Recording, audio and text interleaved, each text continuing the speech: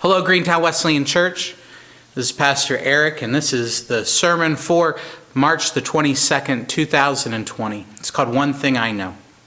It was in 1878 when the Bishop, Milton Wright, was on his way home to Richmond, Indiana. He'd been visiting the United Brethren in Christ churches that he oversaw in the region. And on his way home, he realized he had two boys at home that were going to be excited to see him, but they'd be even more excited to see him if he came with a present for them. So he slipped into a toy store on his way home and he picked up this Chinese bamboo and paper helicopter flying toy.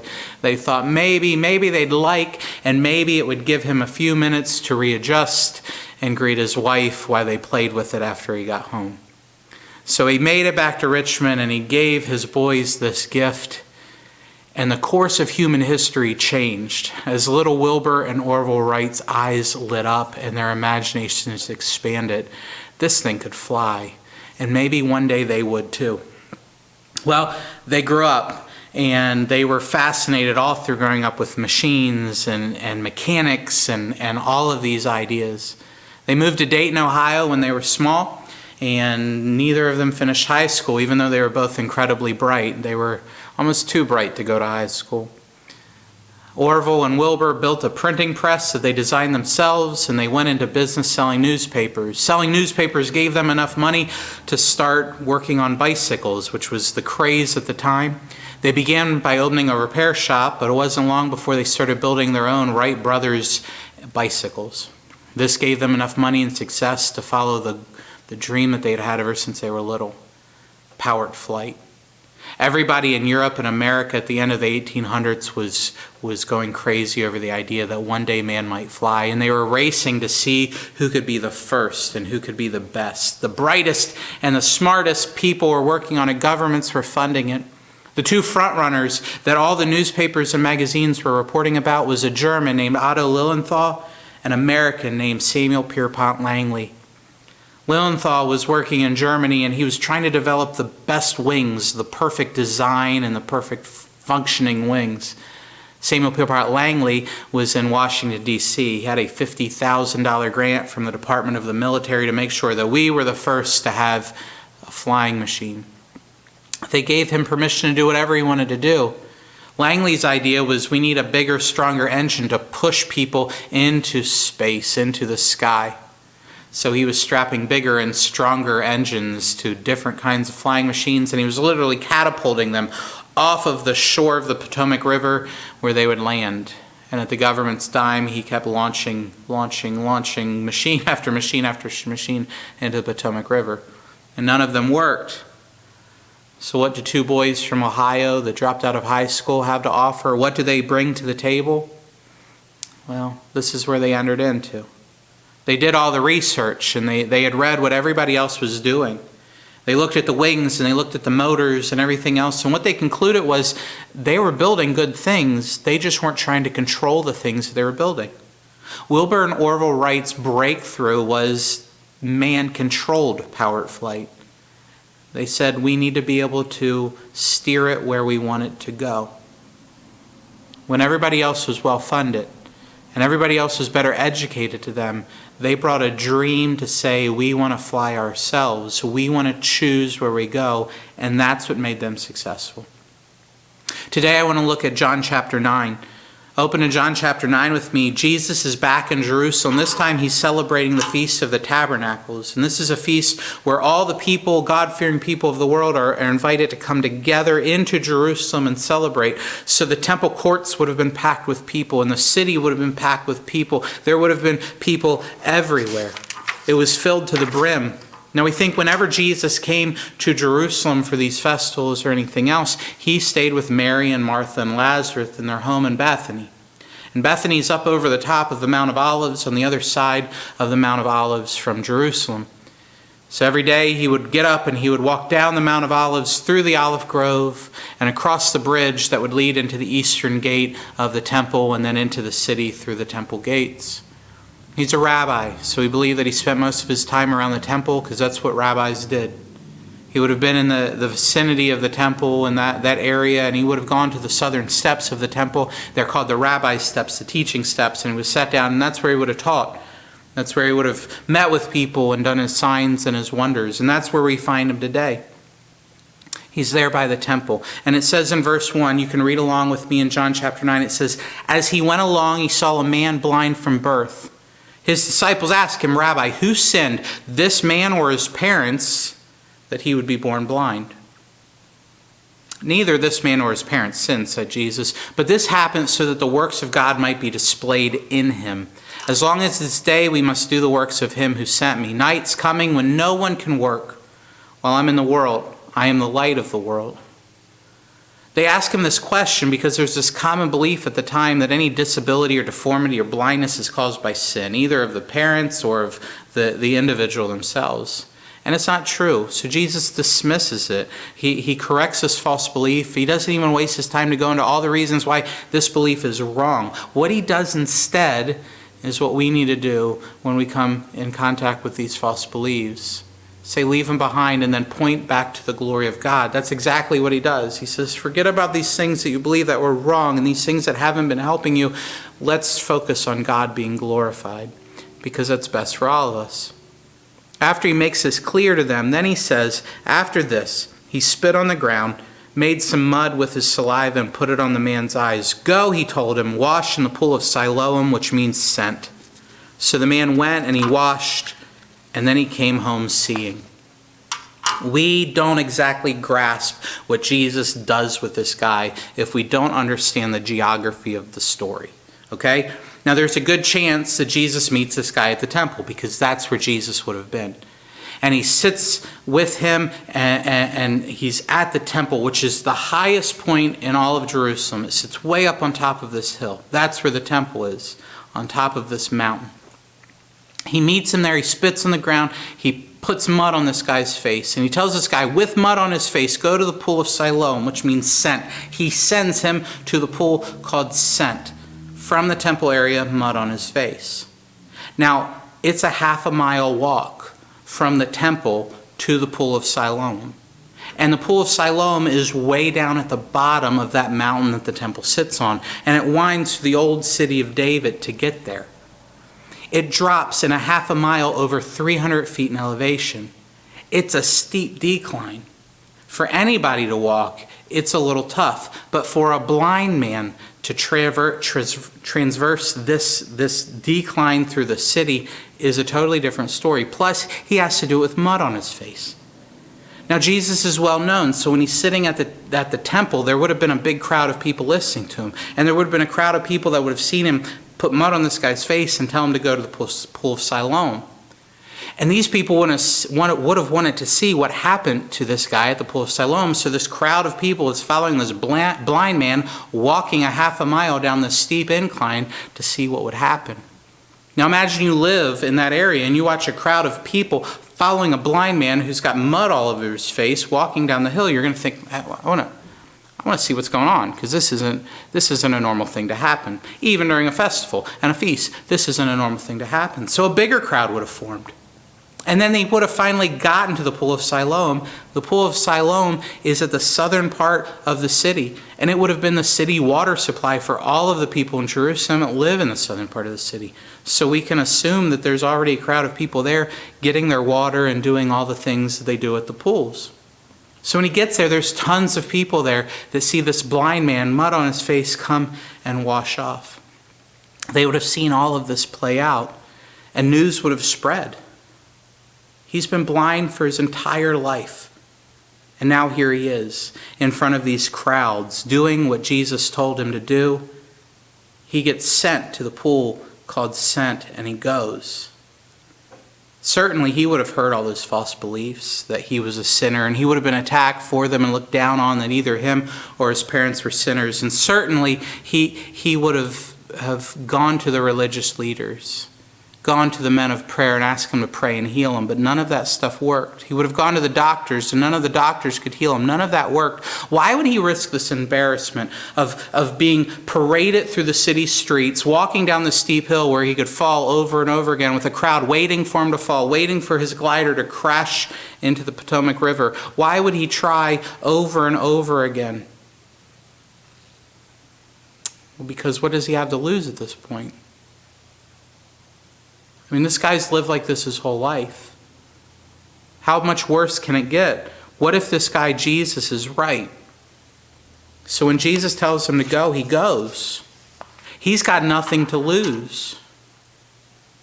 If you've tried everything else in your life and nothing else has worked to get you the life that you think that you might have been made for, well, why not try what Jesus is saying?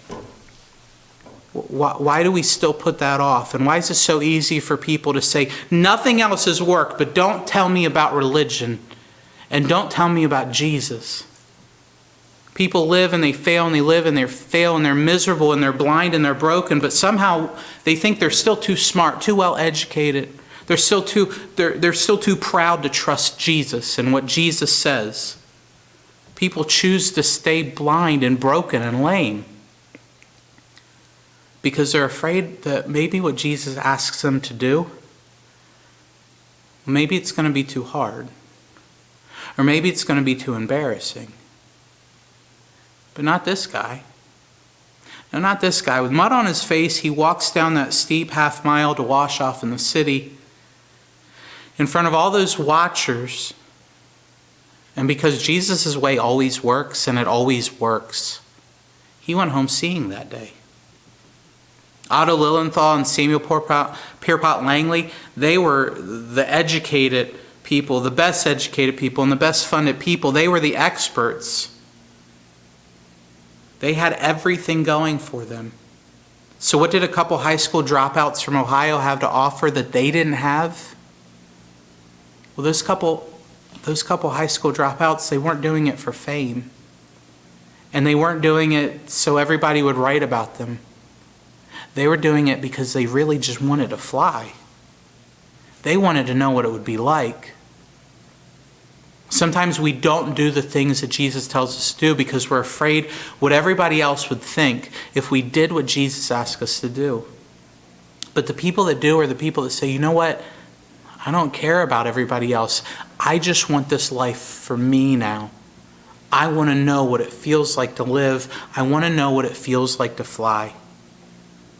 You know, maybe you're surrounded by all the educated people, all the well-funded experts, and they tell you that the life you want or the life you think you can have is impossible. It's never going to happen. It's not going to happen for people like you. Maybe you've heard that. Maybe you've heard the crowds tell you all the reasons that you deserve to be living less than the life that you think you need. You deserve to be stuck in the place that you are right now, and it's silly to think life could ever be better. That isn't true. It wasn't true for Orville and Wilbur Wright. It wasn't true for that blind man. It isn't true for you either. The catch is, there's a catch. To get that life, you have to go where Jesus sends you. And listen to me, sometimes where Jesus sends us is hard, and sometimes what he asks us to do is hard and it's embarrassing. It is not easy. You look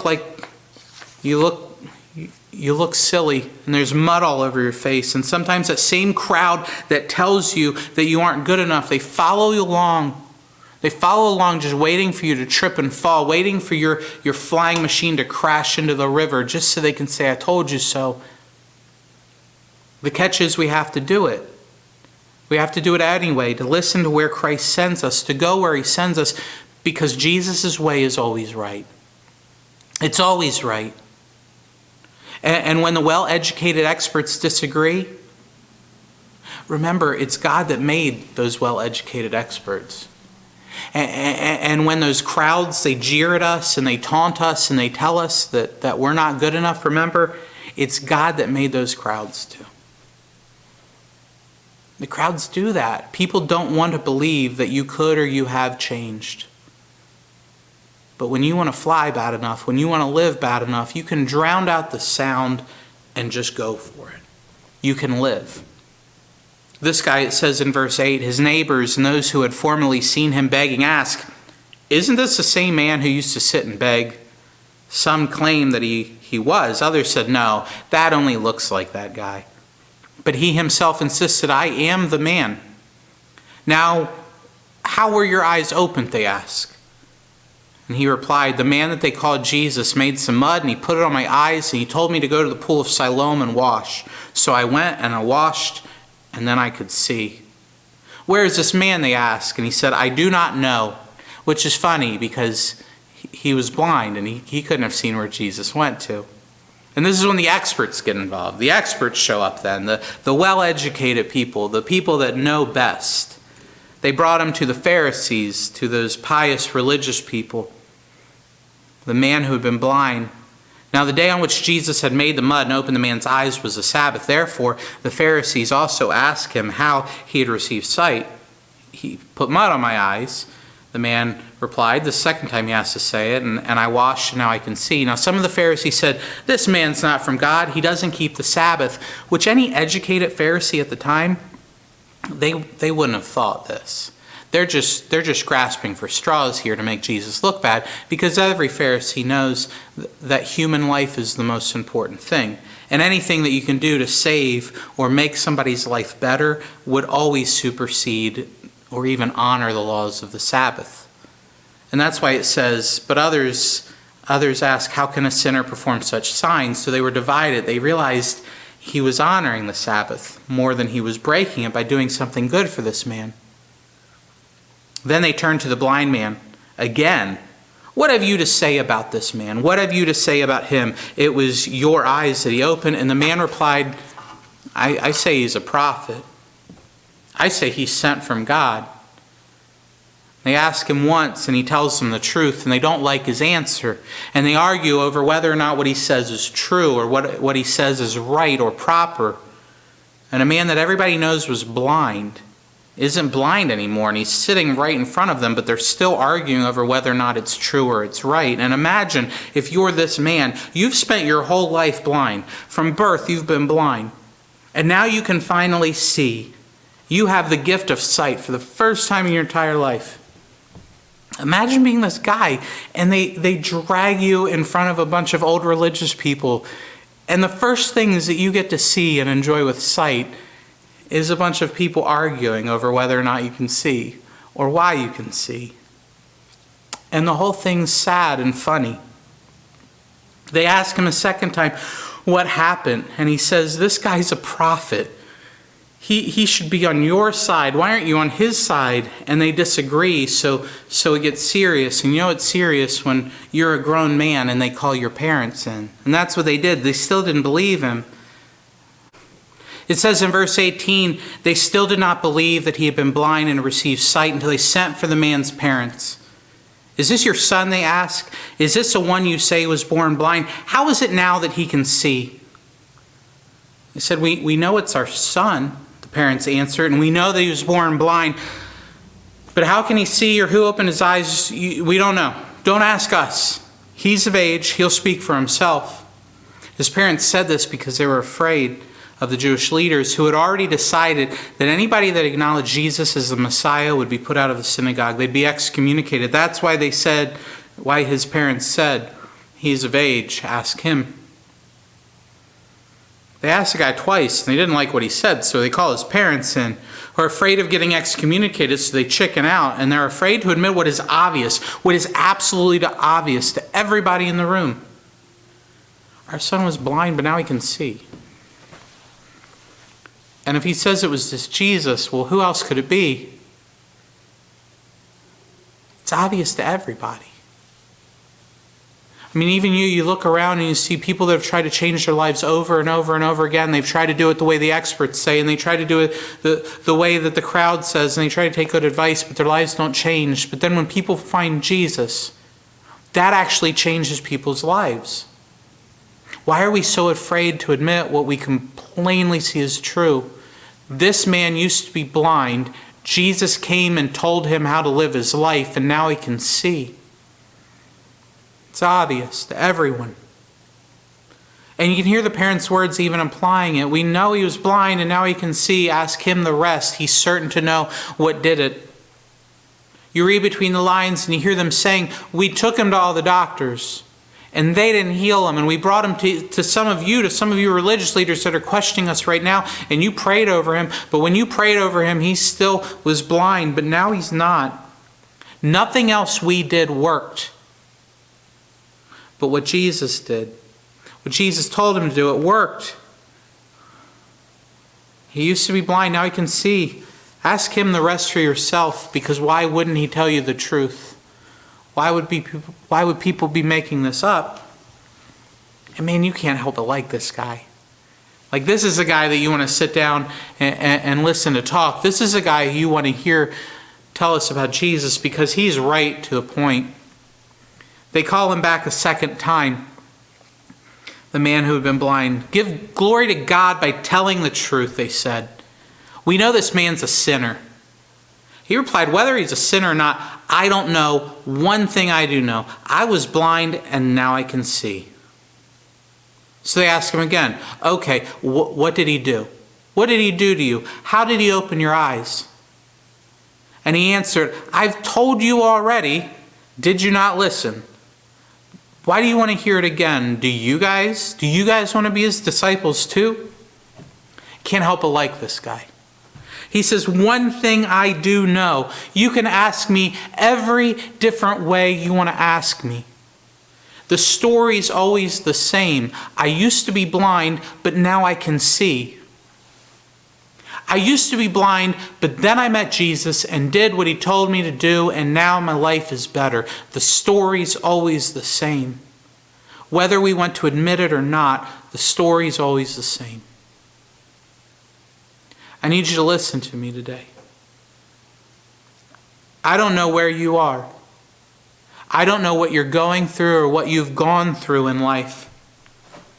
But if you know the life that you're living right now, it just doesn't feel like the life you're supposed to be living. You know life is supposed to be bigger and better and more abundant than what you have right now. I need you to listen to me today. Maybe you've heard all the experts around you tell you, well, it's never going to be different. You just have to accept what you have. Or maybe you've heard the crowd tell you over and over and over again, you deserve what you're living. You shouldn't expect anything different. Maybe you've even told yourself that. You've told yourself that you deserve to be blind. You deserve to be living a life that's crippled by fear, crippled by failure, constant disappointment, full of regret. Maybe you've heard it so much that you tell yourself that every day, and you come to believe it, that you're never really going to live life the way you see other people live life. Maybe that's just for other people. You're not one of those people that gets to fly.